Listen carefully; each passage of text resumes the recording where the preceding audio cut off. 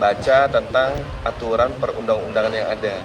Kalau ingin RJ, baca ketentuan yang sudah dilakukan Pak Rismond seperti apa, yang dilakukan dulu Pak Egy Sujana. Sebenarnya bisa mempelajari hal-hal itu. Kalau kita untuk dihentikan kenapa? Saya tanya balik, ya kan? Iya. Saya tanya balik, apa alasan itu dihentikan? Baca tentang aturan perundang-undangan yang ada. Kalau ingin RJ, baca ketentuan yang sudah dilakukan Pak Rismond seperti apa, yang dilakukan dulu Pak Egy Sujana. Sebenarnya bisa mempelajari hal-hal itu. Kalau kita untuk dihentikan, kembali lagi saya menjawab pertanyaan itu, kembalikan lagi ke orang yang minta untuk itu dihentikan. Dalam waktu dekat, kami akan sampaikan hasil dari kelengkapan berkas perkara, kami akan sampaikan tentang proses endingnya, proses itu kami akan update kembali. Ada yang mengatakan begini, wah ini Mas Roy sama Dr. Tifa minta kasus perkara dihentikan karena tidak ada buktinya. Ngaco. Buktinya seabrek.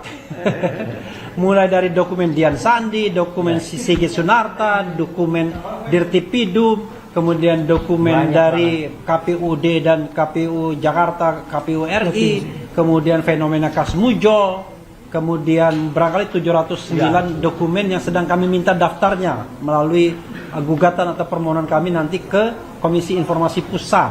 Very easy. If you have an original document, just to show to people, and then selesai, ya kan? Dan kalau seandainya memang kemudian mau diteliti, itu juga silakan. Ada yang mengatakan, Mas Roy mengatakan 99,9% ijazah itu atau dokumen itu palsu. Nah ini subject to yang diteliti, ya subject to yang diteliti. Dian Sandi kah? Ya kan Dian Sandi ya. Dian Sandi. Tetapi kalau misalnya yang Dian Sandi itu didinai bahwa itu bukan yang original, please Pak Jokowi tunjukkan yang originalnya biar Mas Roy yang membuktikannya. Kan tidak mungkin kalau yang diakui sebagai original tidak pernah ditunjukkan lalu tiba-tiba beban pembuktian diberikan kepada Mas Roy.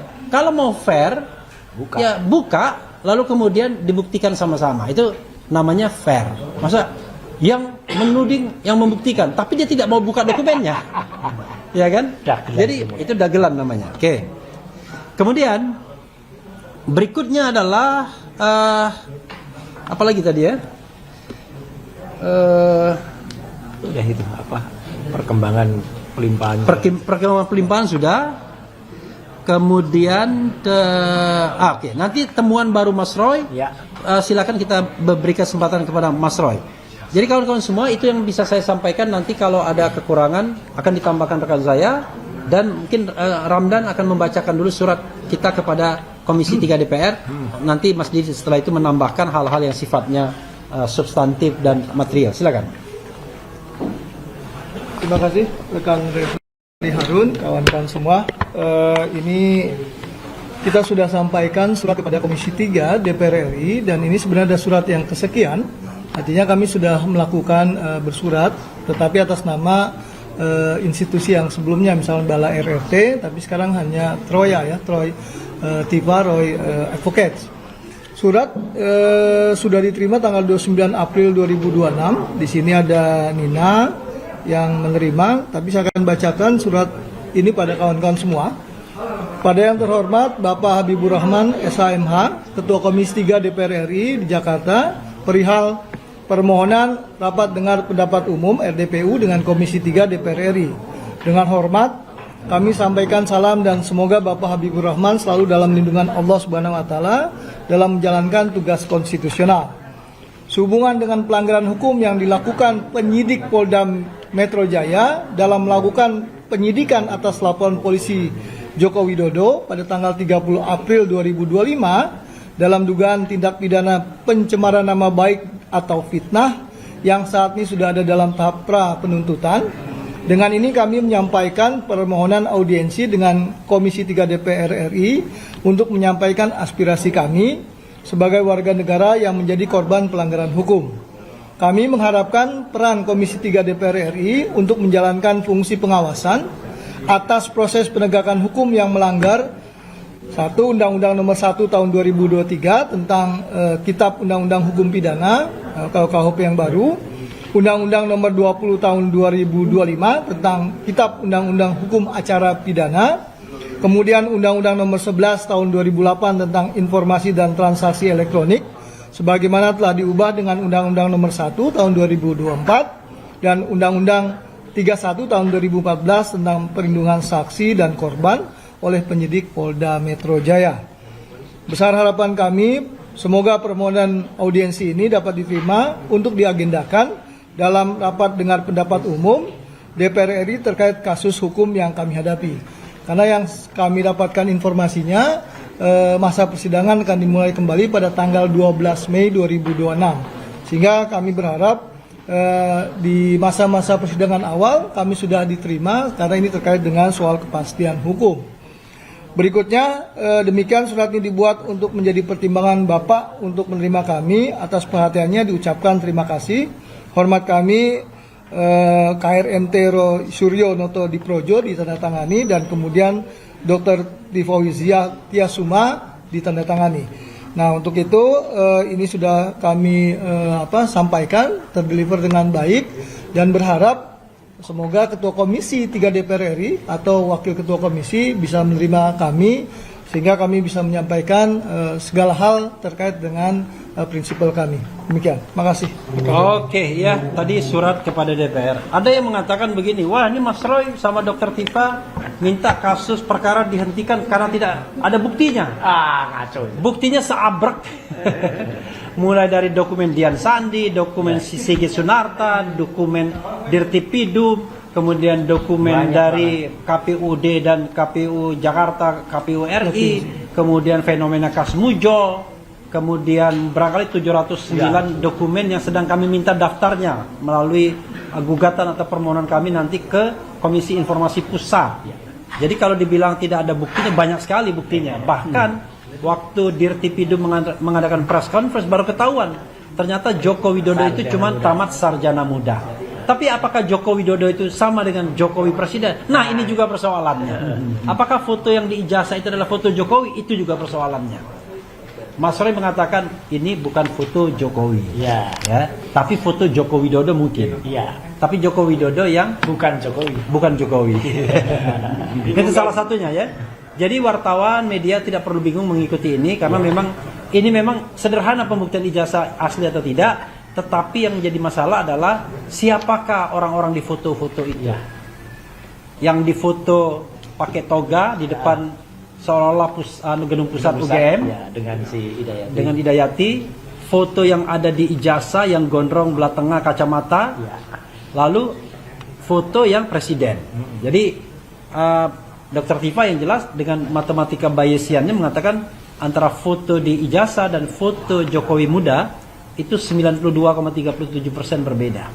Karena kalau foto Jokowi muda itu rambutnya belah pinggir, agak tipis, kemudian dahinya agak lebar kelihatan, ya. Berbeda pokoknya dengan yang gondrong belah tengah kacamata berkumis.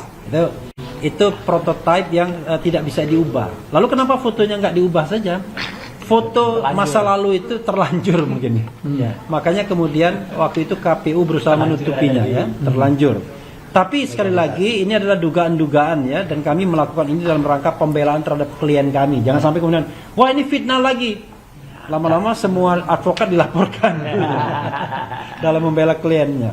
Oke, silakan Mas Didit menyampaikan hal-hal yang perlu disampaikan terkait dengan materi pelanggaran HAM dan materi pelanggaran undang-undang yang membuat kasus ini tidak layak lagi ditindaklanjuti dan mungkin ada cara lain untuk membuktikan apakah ijazah itu asli atau palsu. Silakan Mas Didit. Ya, silakan.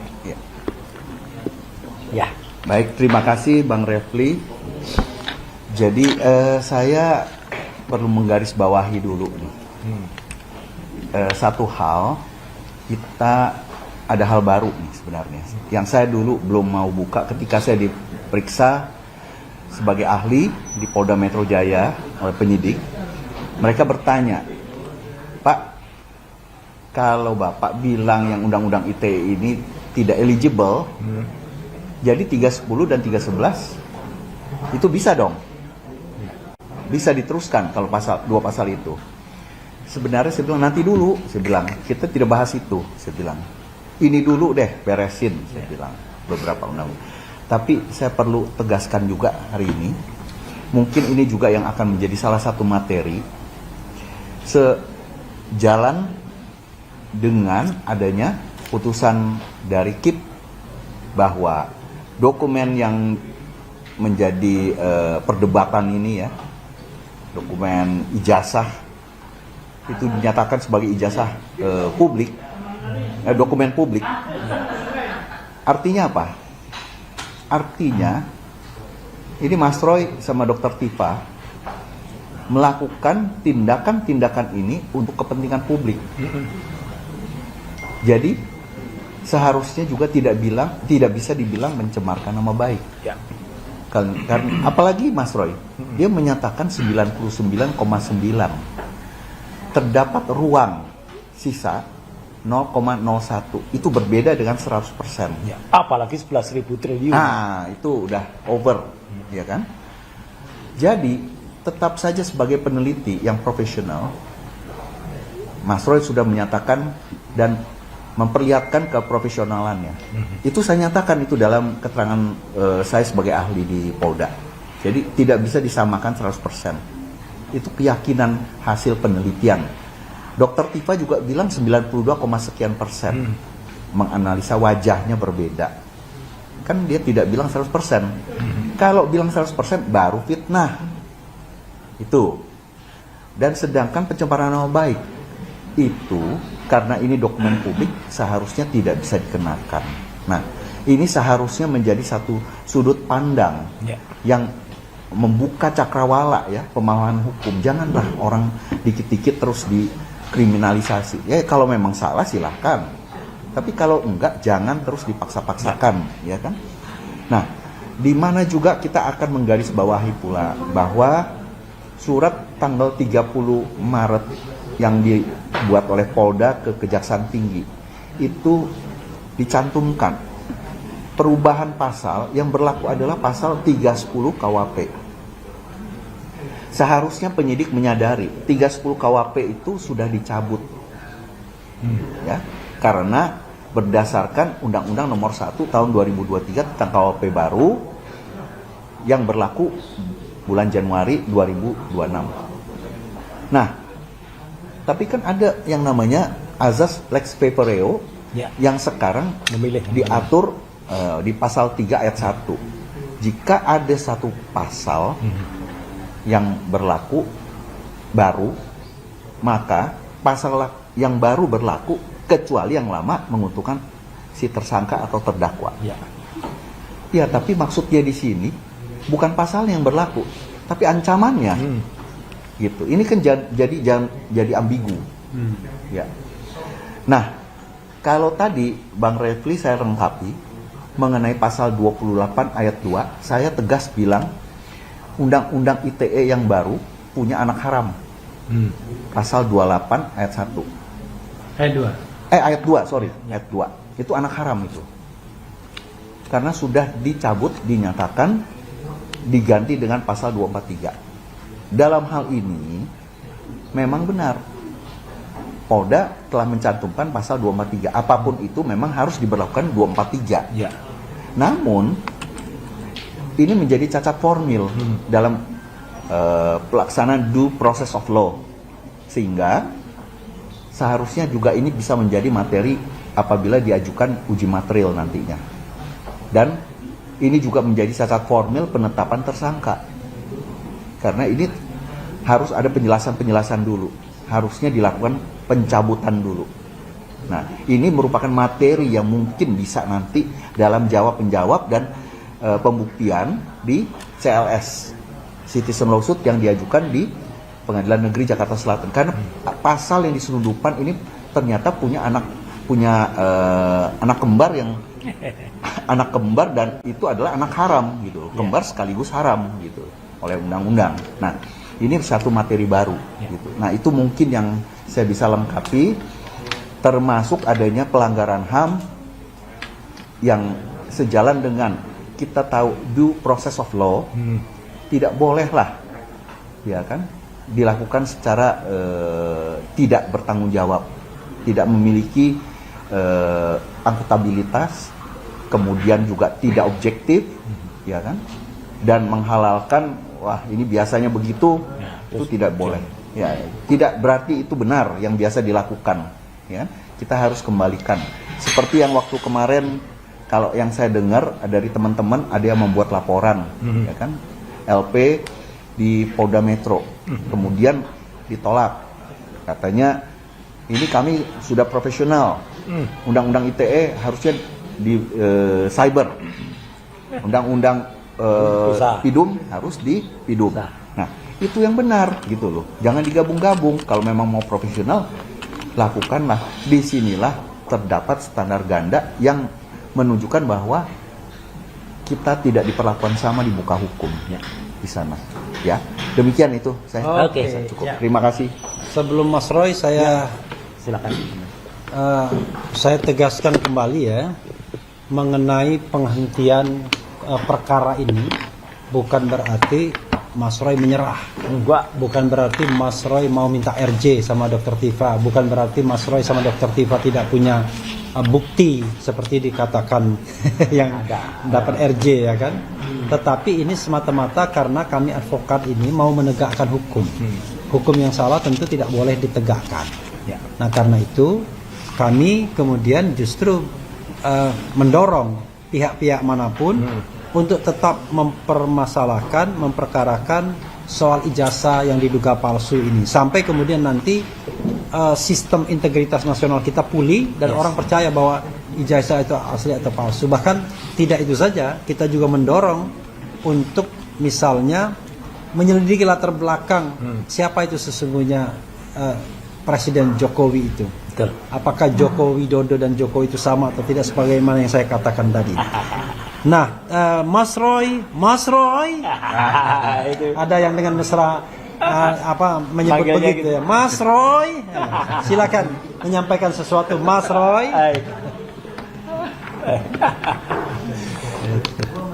Yang memanggil begitu itu yang kalau dalam kodenya judulnya Haj Adam Sanggir. Ya. Assalamualaikum warahmatullahi wabarakatuh. Waalaikumsalam. Ya, pertama-tama saya ucapkan terima kasih atas tadi ada beberapa penegasan dari kuasa hukum saya ya, yang hari ini kita melakukan lagi beberapa penebalan atau beberapa penegasan tentang peristiwa yang sekarang terjadi. Jadi yang paling penting adalah satu ya, bahwa dengan adanya beberapa upaya untuk kreatif ya, sekali lagi ini upaya kreatif dari kami ya, karena manusia itu diberikan akal dan pikiran oleh Tuhan yang Maha Kuasa, oleh Allah Subhanahu wa taala itu berpikir. Tidak hanya kemudian satu saja yang dipikir, oh ini RJ atau kemudian kita berpikir untuk kemudian praper. Gak hanya itu. Jalan itu masih banyak. Makanya banyak yang kaget dan banyak yang kemudian tergagap dan banyak kemudian seperti apa ya, senewen gitu ya. Setelah melihat langkah kami untuk mendatangi Kajati, DKI Jakarta, Kejaksaan Tinggi ya, kemudian bahkan diterima di kantor Kejagung ya kemarin ya, dan makanya semuanya berkata, wah apalagi yang dikatakan. Kemudian kami bersurat lagi ke DPR, dikatakan sudah putus asa dan lain sebagainya. Sama sekali tidak. Itu justru adalah kewajiban dari kita sebagai umat manusia untuk melakukan segala cara, segala upaya untuk melakukan. Bahkan ya permintaan ya, bukan lagi permohonan tapi sebenarnya penegasan permintaan untuk kasus ini di stop itu adalah karena ini sebenarnya adalah hal yang harus dilakukan oleh hukum di Indonesia. Kalau memang fair dan kalau memang jujur, sudah lewat dari 14 hari, bahkan lewatnya lebih 70 hari, jadi total 84 hari dari aturan yang ada di KUHP. Ini seharusnya sudah berhenti ya, dan sudah dihentikan dan bahkan dinyatakan kasus ini tidak layak dilanjutkan lagi. Jadi ini yang namanya demi hukum. Karena kan ada sekitar 10 syarat untuk penghentian perkara itu. Salah satunya yaitu Mang RJ. Salah duanya dan salah tiganya, salah 4 dan lain sebagainya adalah karena waktunya udah lewat, sudah daluarsa. Itulah penegasannya pada hari ini. Yang kedua adalah saya menegaskan kembali apa yang tadi disampaikan Pak Dr. Didit ya, dokter asli ini ya, gitu ya, yang minggu yang lalu, Persenen yang lalu ya, kita sama-sama menyaksikan ya sidang senat terbuka yang dilakukan oleh beliau. Jadi ini bukan dokter Asiolan Sianipar gitu ya, ternyata palsu gitu ya. Nah itu 99,9% itu adalah bahasa sopan, bahasa hukumnya untuk kemudian kita menegaskan satu dokumen yang dinyatakan palsu. Karena manusia itu tidak sempurna. Dan ini tidak mesti harus ada di buku Jokowi White Paper. Kan dikatakan mana hitungannya yang 99,9% nggak ada loh. Itu jauh lebih sopan daripada mengatakan 11.000 triliun %. Dan ternyata diralat dengan sangat-sangat tidak masuk akal. Ya. Setelah dirotasi, ditranslasi otaknya itu kemudian dibelokkan sama sekali berkata asli. Gimana bisa 11.000 triliun % palsu atau menjadi asli? Kami tetap menggunakan, saya khususnya tetap menggunakan 99,9%. Kalau Dr. Tifa menggunakan Mathematica Gaussian untuk menyatakan 93, sekian %, ya itu kami memang saling memegang prinsip inilah yang namanya penelitian yang ilmiah. Ya, jadi itulah angka 99,9% itu asalnya dari mana. Jadi memang bahasa sopan untuk istilah hukum yang ada. Ya, jadi itu clear di situ. Nah, kemudian yang ketiga ingin saya sampaikan. Sekali lagi ingin saya sampaikan bahwa apa yang barusan juga kita press conference kan di sini minggu lalu adalah tetap tidak ada yang berubah. Kalau dikatakan itu berubah-ubah, katanya tadinya tidak ada yang namanya Gajah Adam. Kok kemudian itu dikatakan ada gimana? Tidak ada yang berubah sedikit pun. Dalam materi yang dipaparkan oleh Resmond Hasiolan Sianipar, ya, yang mengaku doktor ini di tayangan salah satu TV, dia kemudian menunjukkan sebuah hitungan atau function. Inilah yang kemudian digugat atau dipertanyakan oleh peneliti muda kita yang bernama Topi Merah. Yang kemudian ini ditampilkan. Dan apakah Topi Merah salah menganalisis ini? Tidak sama sekali. Pada menit ke-49 ya, itu bahkan si Rismond itu mengatakan silahkan ini diuji. Silahkan ini dilakukan proses perhitungan. Dan ternyata setelah diuji dan dilakukan proses perhitungan function seperti apa yang dia tuliskan, munculnya tidak seperti ini. Jadi dokumen kalau itu resmi dari Dian Sandi, kalau aslinya Dian Sandi, dilakukan proses ilmiah seperti ini, hasilnya tidak akan mungkin tulisan watermarknya muncul. Jadi tulisan watermarknya muncul karena sudah ada editing yang dilakukan, sudah ada rekayasa yang dilakukan. Itulah intinya dari Topi Merah. Jadi editingnya itu bukan hanya pada tulisan Gajah Adam, bukan. Tetapi untuk memunculkan semua ini, diedit lagi. Ibaratnya, bahasa gampangnya ditebalkan lagi. Jadi dokumen ini ditambahkan sesuatu, watermark itu, kemudian baru ditampakkan lagi. Sehingga muncul tulisan, dan itu jelas banget yang ada di sini. Nih. Semua ini tidak akan muncul. Sudah dipastikan tidak akan muncul kalau hanya pure dari dokumen Dian Sandi. Jadi dokumen Dian Sandi direkayasa dulu, diedit dulu, baru kemudian muncul salah satunya tulisan Gajah Adam. Apakah tulisan Gajah Adam ini ada juga di ijazah yang lain? Ada, tetapi tempatnya berbeda. Nah, itulah kuncinya. Karena tempatnya berbeda, maka kami juga mempertanyakan kepada pihak Universitas Gadjah Mada, mana aturan soal watermark security index ini? Harus ada, jangan kemudian dibuat backdatingnya, ya. Kemudian dokumennya baru dibuat. Karena ini dokumen tahun 85, aturannya juga harus 85. Jangan seperti si Andi Aswan itu, ya. Yang kemudian si Andi Aswan itu, ya, itu membuat atau mengambil ukuran tahun 2024. Aturan tahun 2020 untuk menjelaskan peristiwa tahun 1985. Lah itu namanya, kalau istilah Pak Al-Katiri, ya, anaknya lahir lebih dulu dari ibunya. Ya, jadi ibunya belum lahir, anaknya sudah lahir. Jadi itu yang nggak bisa dilakukan. Kemudian penegasan lagi, saya secara pribadi telah juga menjadi saksi ketika penandatanganan surat kuasa atas nama beberapa lawyer, ya, antara lain ada di sini ada Mas Gafur Sangaji, ya, kemudian ada juga Mas Aspardi Pilihan dan Mas Azamkan, ya, untuk mendukung Topi Merah, ya. Jadi saya sekaligus dan terbuka ini untuk lawyer yang lain karena ini prinsipnya beda, maka bisa saja lawyer yang lain juga ikut menambahkan dan itu tidak sama sekali tidak melanggar etika. Yang melanggar etika itu yang lawyer tadinya di sini, kemudian tiba-tiba ada di sana, kemudian melawan yang ada di sini. Itu jelas pelanggaran etika. Itu kalau dia ngerti, itu jelas-jelas itu namanya pelanggaran etika. Ya. Yang keempat yang ingin saya sampaikan, beberapa mungkin teman-teman mempertanyakan, kok tiba-tiba saya sedikit ya mengulas soal ijazah, soal SMK. Kenapa? Bukan apa-apa, karena kebetulan minggu yang lalu saya diundang salah satu podcast dan saya cerita soal kebiasaan dan ngetonnya Jokowi. Dan di situ saya jelaskan dia melakukan tarian ritual ketika pada saat SMK. Makanya karena banyak sekali pertanyaan soal SMK, maka saya sampaikan lagi cerita panjang soal mobil SMK. Ya, kemana mobil SMK itu? Karena mobil SMK ini sebenarnya adalah cita-cita anak dan ini proyek dari Kementerian Pendidikan dan Kebudayaan, bukan proyeknya Jokowi. Jokowi itu hanya menumpang isu mobil SMK dan menggunakan mobil SMK ini untuk pencitraan dirinya masuk ke Jakarta. Jadi itu jelas memang sifat dia orang dengan kelahiran Rebo Pon itu memang kayak gitu itu. Sukanya tricky dan menumpang. Ya. Ini memang fakta. Neptunya 14. Orang dengan Neptu 14 Rebo Pon itu memang sifatnya kayak gitu itu.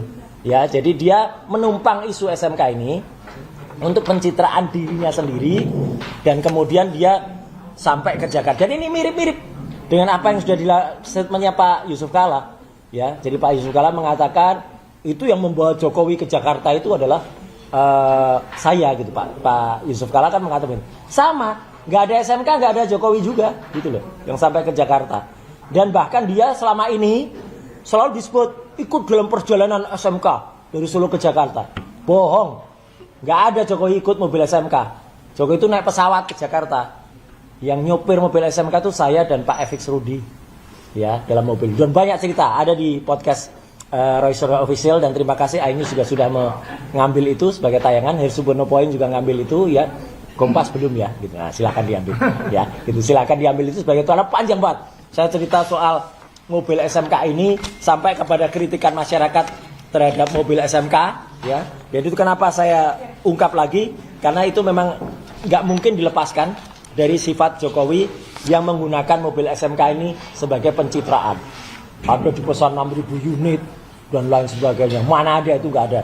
Maka kalau itu disebut mobil goib ya memang jadinya memang goib ya mobil itu. Jadi itu yang saya tambahkan sampaikan. Jadi sekali lagi hari ini press conference ini adalah untuk menegaskan upaya kami adalah untuk tetap melakukan segala hal untuk dalam kasus hukum ini ya. Kalau dalam cerita itu saya juga menjelaskan soal ada hobi pemeliharaan yang agak aneh yang dilakukan oleh Jokowi termasuk memelihara kodok dan lain sebagainya ini ya itu ya tanyakan pada yang bersangkutan lah ya.